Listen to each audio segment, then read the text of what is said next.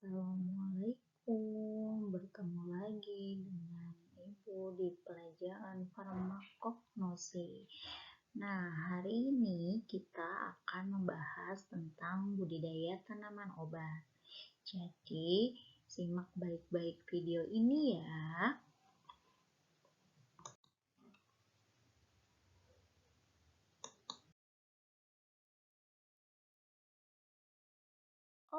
Oke, sekarang di bagian persepsi, Ibu punya gambar nih.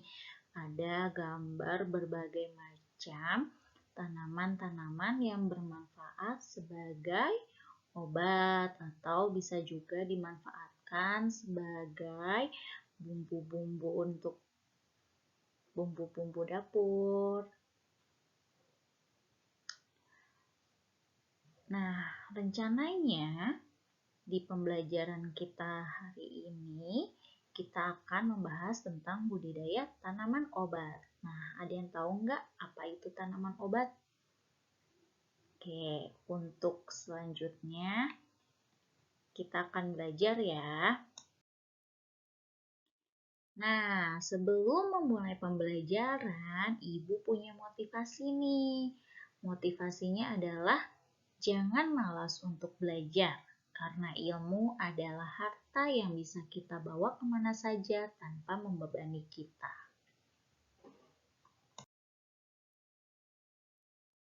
Oke, selanjutnya adalah Ibu akan menjelaskan tentang tujuan pembelajaran hari ini.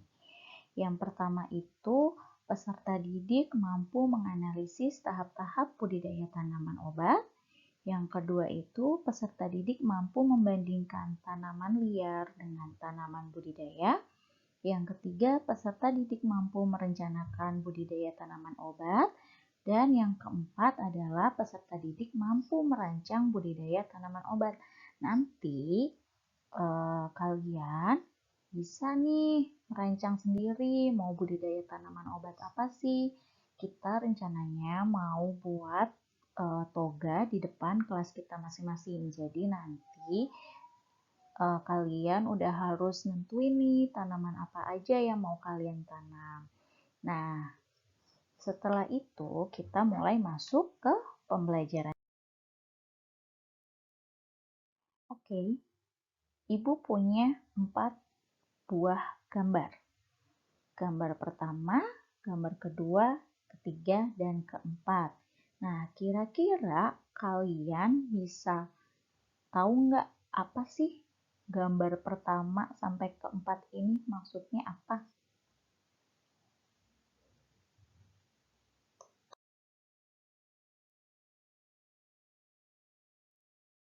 Nah, setelah kalian lihat 4 gambar di depan, Ibu mau tanya nih, pernah nggak ngeliat tanaman liar yang berfungsi sebagai obat di sekitar kamu, di rumah kamu, atau misalkan kalian pulang sekolah gitu, tadi ngeliat tanaman-tanaman itu pernah atau enggak? Terus pernah nggak kalian itu ngeliat kebun toga yang ada di sekitar kalian, atau mungkin yang di rumahnya sudah memiliki kebun toga dengan berbagai macam tanaman. Terus menurut kalian perlu nggak sih tanaman liar itu dibudidayakan? Terus kalian tahu nggak cara membudidayakan tanaman obat itu gimana? Nah, untuk menjawab pertanyaan-pertanyaan tersebut, kalian perlu diskusi. Nah, untuk diskusinya ini, Ibu sudah bagi-bagi kelompok dan silakan kalian lihat di WhatsApp kalian kelompoknya itu siapa saja dan kalian bisa lihat LKPD-nya itu udah Ibu share juga ke grup WhatsApp kalian.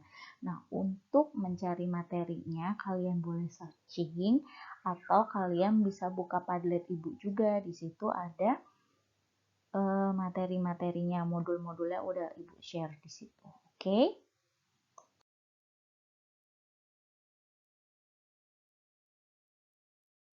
Oke, pembagian kelompoknya ini ya, ada 3 kelompok. Jadi silahkan kalian bergabung bersama kelompok kalian masing-masing.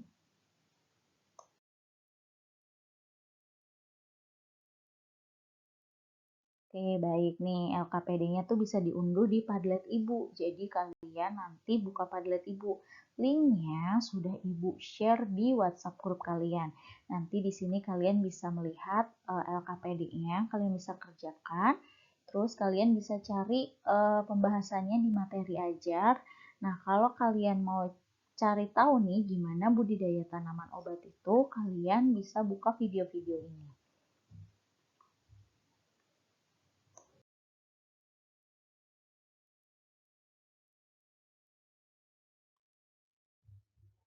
Oke. Yuk, budidaya tanaman obat. Tanaman obat itu mudah, budidaya tanaman obat itu mudah. Jadi, ayo kita pelajari bareng-bareng yuk cara-caranya.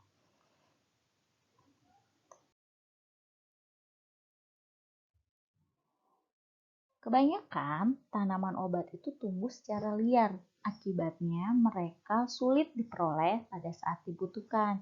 Jadi, agar tanaman itu dapat selalu tersedia setiap saat, maka mereka perlu ditanam dan dipelihara. Istilah kerennya ini dibudidayakan gitu. Jadi, kalau kalian butuh sesuatu, misalkan kalian itu lagi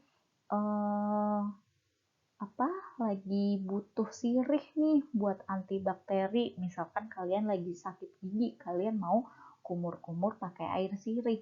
Cuma kalau misalkan kalian nggak membudidayakan atau kalian tidak menanam si daun sirih ini di rumah kalian, pasti kalian akan susah untuk nyari di mana sih yang punya daun sirih itu di mana. Nah, makanya fungsinya dibudidayakan itu supaya mempermudah kalian menemukan tanaman tersebut ketika dibutuhkan. Budidaya tanaman obat pada hakikatnya adalah suatu cara pengelolaan sehingga suatu tanaman obat dapat mendatangkan hasil tinggi yang bermutu baik. Hal ini bisa terjadi jika tanaman dapat tumbuh pada lingkungan yang sesuai, antara lain pada kesuburan tanah sepadan, iklim yang sesuai dengan teknologi tepat guna. Nah, ini Ibu sudah melakukan penanaman toga di depan kelas kakak kelas kalian nih, kakak tingkat kalian kemarin. Ibu melakukan budidaya tanaman obat ini sekitar tahun 2019, yaitu tepatnya sebelum adanya COVID-19 yang melanda dunia. Jadi sebelum adanya COVID, tanaman ini baru ditanam. Tapi setelah COVID, karena anak-anak tidak ada yang masuk ke sekolah dan hanya bersekolah dari rumah, makanya tanaman ini tidak terawat. Nah, sekarang Ibu mau kalian merencanakan kira-kira di depan kelas kalian itu akan kalian tanami apa, tanaman obat apa gitu ya. Jadi nanti biar di depan kelas kita itu punya kebun toga seperti itu. Oke, faktor-faktor yang mempengaruhi budidaya tanaman obat ini ada 5. Yang pertama itu cahaya matahari, yang kedua ada suhu, yang ketiga ada tanah, yang keempat ada benih, dan yang terakhir adalah curah hujan. Untuk tahapan budidaya tanaman obat sendiri itu kita ada 4 tahap. Yang pertama itu ada pengelolaan tanah, yang kedua ada penanaman, lalu ada pemeliharaan tanaman, dan yang terakhir itu ada pemanenan.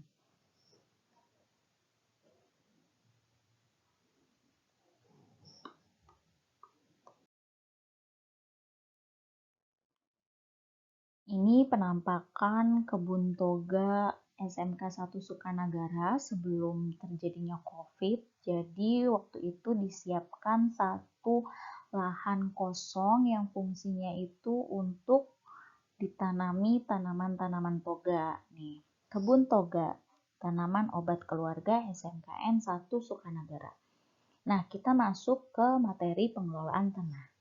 Pengelolaan tanah bertujuan untuk menyiapkan tempat atau media tumbuh yang serasi bagi pertumbuhan tanaman, yang meliputi kesuburan fisik dan kesuburan kimiawi. Kesuburan fisik yaitu struktur tanah atau susunan, butiran tanah, udara, dan air, sehingga dapat menjamin aktivitas akar dalam mengambil zat-zat yang diperlukan tanaman. Kesuburan kimiawi, kemampuan tanah untuk menyediakan kebutuhan nutrisi tanaman. Jadi, kita juga harus memperhatikan nih bagaimana sih tanah yang cocok untuk ditanami dengan tanaman obat keluarga atau tanaman-tanaman yang akan nanti kalian tanam. Kira-kira tanah di daerah kita tuh cocok nggak untuk ditanami sama tanaman kalian gitu. Dan ini beberapa hal yang harus diperhatikan dalam pengelolaan tanah. Yang pertama itu, tanah perlu dipersiapkan agar menjadi lebih gembur.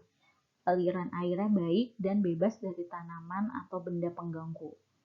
Atau biasa kita sebut dengan gulma. Nah, untuk persiapan tanah, pertama sekali tanah atau lahan dibersihkan dari gulma, sisa-sisa tanaman dan batu-batuan. Selanjutnya tanah bisa dicangkul dengan bantuan bajak atau traktor. Nah, untuk bantuan bajak atau traktor ini, kalau skala tanamannya itu, skala kita menanamnya itu dalam skala besar. Tapi kalau kita hanya mau menanam di depan kelas kita tidak butuh bajak atau traktor ya, kita cuma butuh cangkul aja gitu. Nah, yang pertama itu kita harus mensterilisasikan tuh si tanahnya itu harus bebas dari tanaman-tanaman lain yang bisa mempengaruhi kesuburan tanahnya atau mengambil nutrisi dari tumbuhan yang akan kita tanam gitu. Terus yang ketiga ada gumpalan tanah yang terlalu besar, itu dihancurkan supaya halus dan rata. Lalu beberapa tanaman membutuhkan beberapa persiapan tambahan seperti membuat bedengan, tegakan, atau tanaman pelindung. Jadi kalau kita mau menanam sirih, contohnya ya, kita itu memerlukan apa?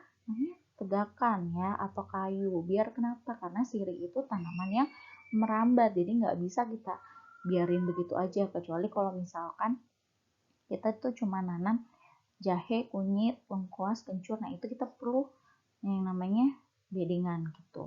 Oke. Nah, ini contohnya nih. Bedengan itu maksudnya gini ya, nih bedengan biasanya digunakan untuk tanaman semusim atau tanaman perdu yang tidak tahan genangan air. Contoh tanaman yang butuh bedengan untuk tempat tumbuhnya itu ada tanaman pegagan, ada daun dewa, dan menirang.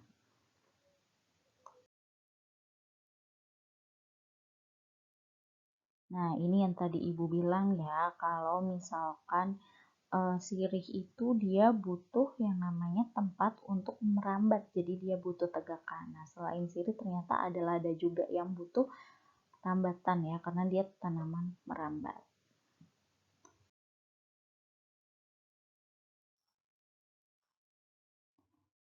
Next, kita ke penanaman. Nah, penanaman bahan tanaman itu bisa melalui benih yang seperti ini kita semai atau kita stek dari yang sudah jadi gitu.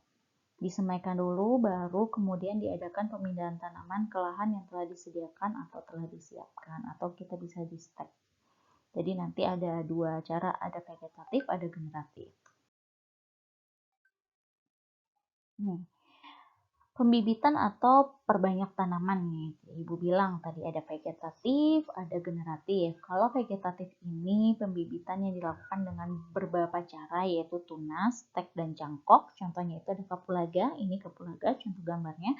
Dan kalau generatif itu dilakukan dengan menggunakan biji tanaman tersebut. Contohnya itu tanaman pala.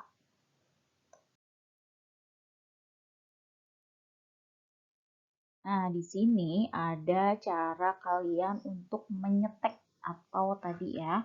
Nah, stek batang ini dibuat dengan memotong batang atau bagian pucuk tanaman induk lalu ditanam pada polybag yang telah berisi media tanah disiram air secukupnya, dan diletakkan pada bedengan persemaian. Contohnya tanaman itu adalah sirih atau brotowali dan lada.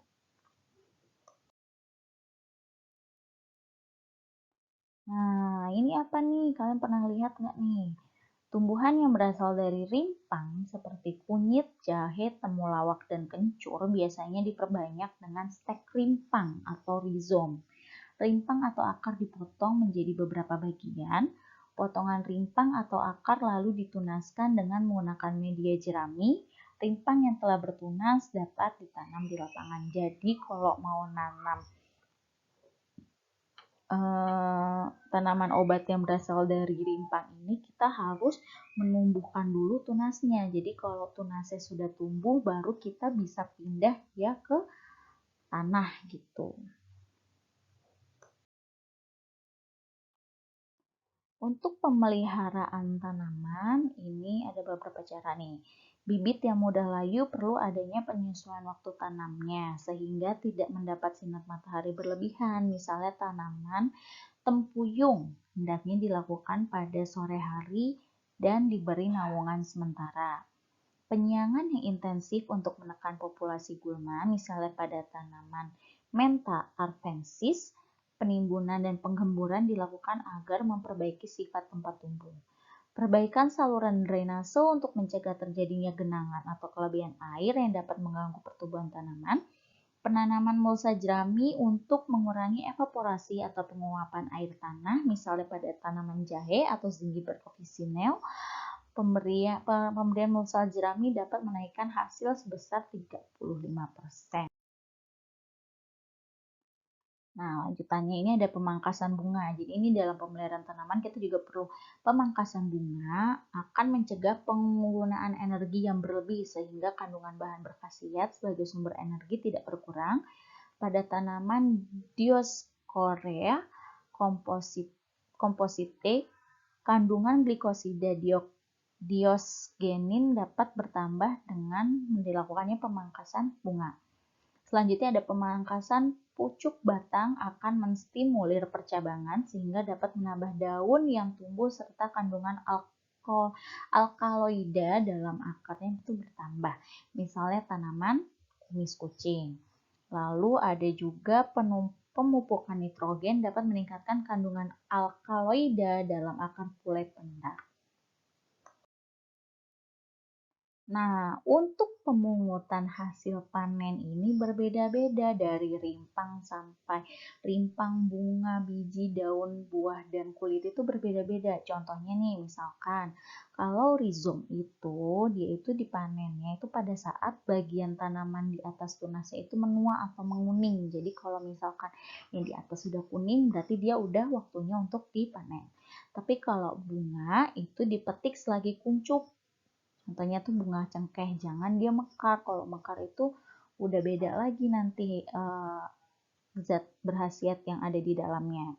Sedangkan biji itu sebaiknya dipanen saat buahnya itu masak.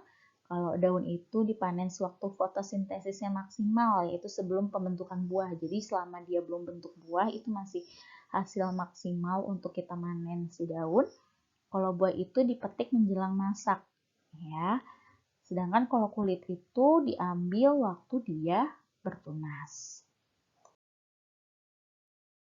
Oke, sekian untuk pembelajaran hari ini. Terima kasih sudah menyaksikan video pembelajaran Ibu. Semoga apa yang Ibu sampaikan bisa kalian pahami dan bisa kalian terapkan. Terima kasih. Wassalamualaikum warahmatullahi wabarakatuh.